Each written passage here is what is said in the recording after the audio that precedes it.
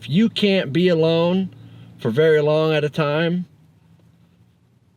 there might be a problem, and you might need to maybe get some help to work through this. Because I know that when I am not healthy, every single relationship that I have outside of me is bad.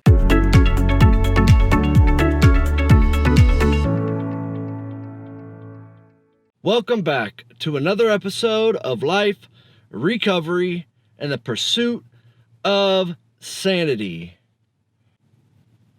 Today, I would like to talk about relationships. So you ask, what in the world are you talking about? So, we are created. I said that word, created, for relationship. Relationship with God, relationship with other people, relationship with this world, with the things that we encounter. And that's a very important thing to remember. We're not created to be alone. We're not created to do everything all by ourselves. We're created so that we can interact, that we can be strengthened and strengthen others. And what happens when you're living a life all by yourself? Well, for me, I know that when I am left to my own thoughts, holy crap, some crazy stuff goes on up in this little dome here between these ears. Crazy stuff. And so I had the pleasure and the honor of helping my mom move from Iowa to Texas this last weekend. And it really kind of showed me just the importance of the people that I have in my life. My wife, my kids, my brother, his wife, and his kids, my mom, my grandma, and the different people that have really helped shape who I am today. And without these people, I would be lost. Without these people, I would be in bad shape, if not dead. I mean, let's face it. So, and I know, and I'll just go ahead and throw this out there, people suck. I would say the vast majority of people in this world are in it for themselves. Selfish, self-centered, all they care about is themselves, egotistical maniacs with inferiority complexes. I was once one of them. And so, what does it take to develop a relationship?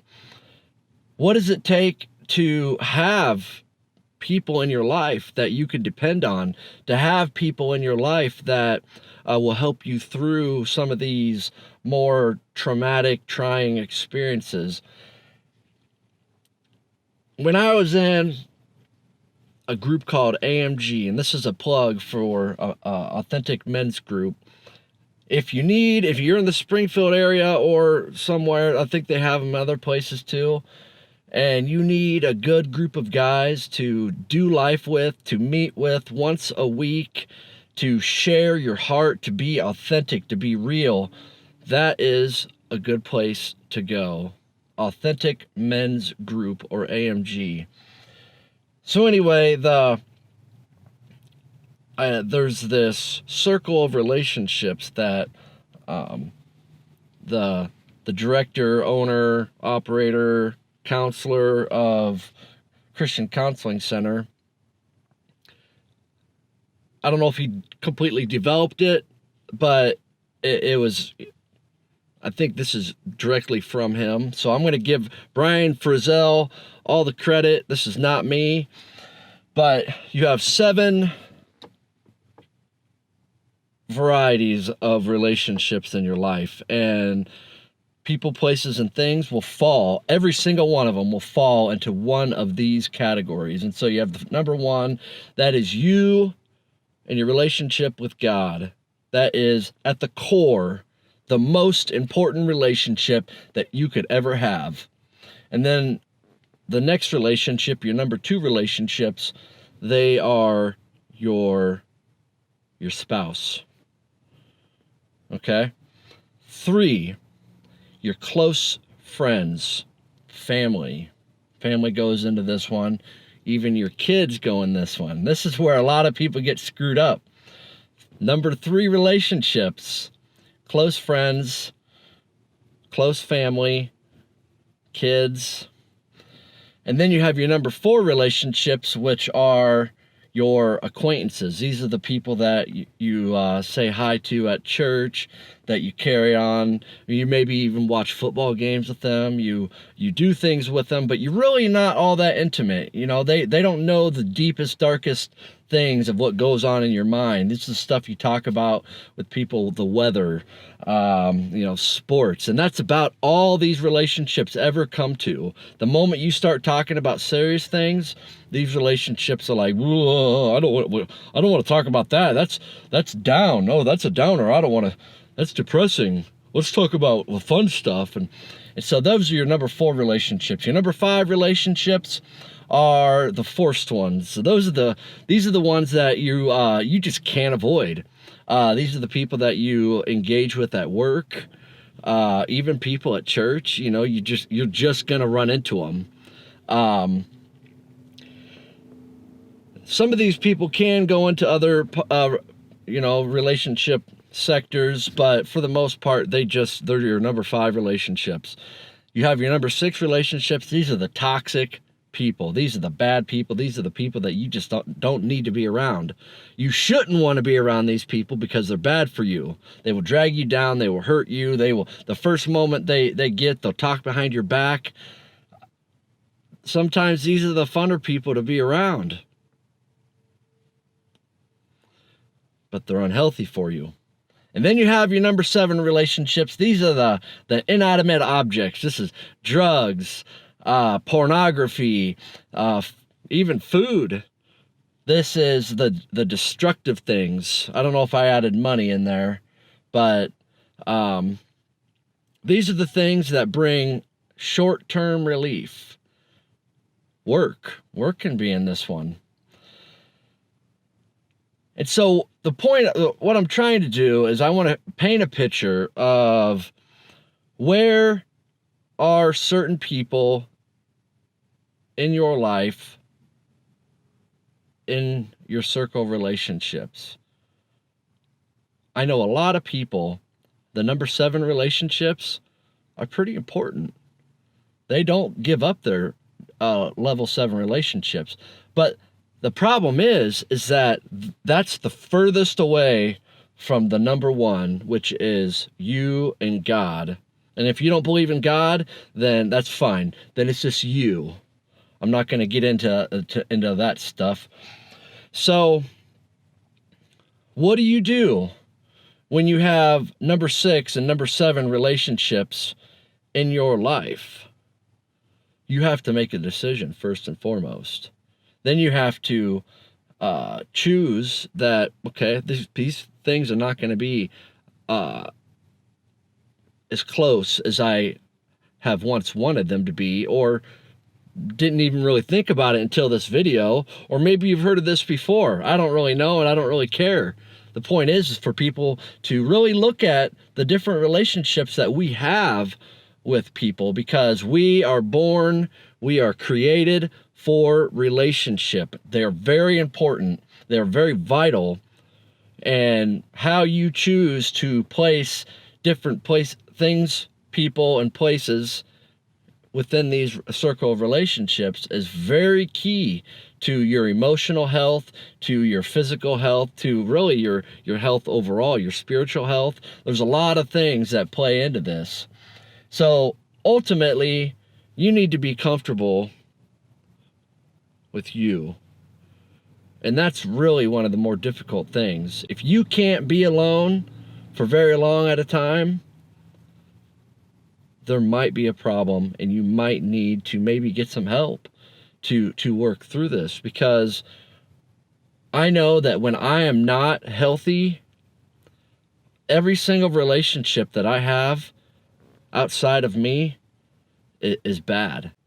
When I'm not healthy at the core, I'm irritated, I'm irritable, I'm easily set off, I freak out, I don't handle things well. My kids suffer, my wife suffers, and they got to feel the wrath of Josh. And let me tell you something, it's not pretty. And I know I'm not alone. I know we like to paint this beautiful picture of how great our life is on social media, and when we talk to people, hey, how you doing? Oh, I'm doing great. You know, and really, we're not doing great. We're falling apart on the inside. And I don't know who we're trying to fool. Are we trying to fool ourselves into believing that we're better than we really are? Or are we trying to fool other people because we're scared that they're going to find out who we really are and they're not going to like us? So we put on this facade so that people will leave us alone,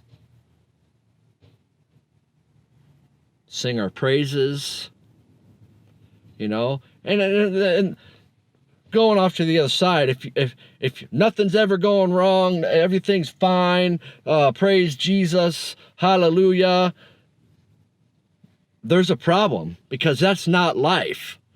On the other token, oh, woe is me, my life sucks, it's never going to get any better, crying about everything, there's also a problem. We need to find happy medium. And I know I'm kind of rabbit trailing a little bit from relationships, but we need to find a happy medium. And so if you're watching this and this is the first time you heard it, just kind of take an inventory of the different people in your lives and where you, and that's the key, where you have placed them in your circle of relationships. Do you have toxic people in your close-knit friends? Well, if you do, you need to find new friends. Do you have abusive people in your life? Do you have people that gossip about you? Are you addicted to pornography? Are you addicted to drugs? Are you addicted to money? Are you addicted to gambling? All these things, these are the outer relationships. And the first and foremost is you got to get yourself healthy.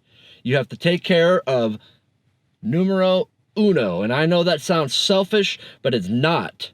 Because when I am selfish, taking care of myself, and then and only then can I branch out to the different relationships in my life and be healthy to them.